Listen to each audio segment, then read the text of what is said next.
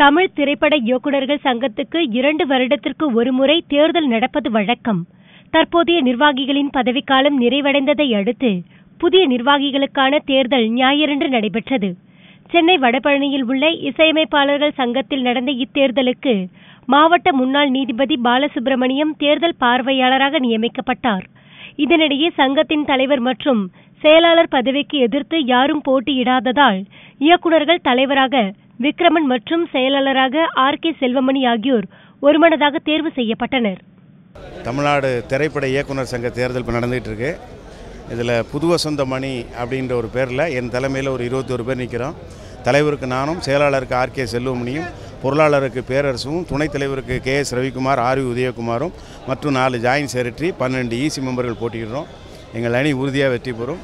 வெற்றி பெற்று உறுப்பினர்களுடைய நலனுக்காக நிச்சயமாக நாங்கள் பாடுபடுவோம். நன்றி.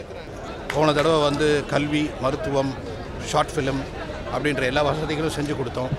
இந்த தடவை நிச்சயமாக எல்லாருக்கும் ஒரு நல்ல இடம், இயக்குநர்களுக்கும் மட்டுமல்லாமல் தொழில்நுட்ப கலைஞர்கள் அத்தனை பேருக்குமே ஒரு இடம் நிச்சயமாக இந்த அரசுக்கிட்ட கேட்டு வாங்குவோன்ற நம்பிக்கை எங்களுக்கு இருக்குது. அது கிடைக்குன்ற நம்பிக்கை எனக்கு இருக்குது. புதுசு ஆளுக வந்தால் இன்னும் நல்லது தான்.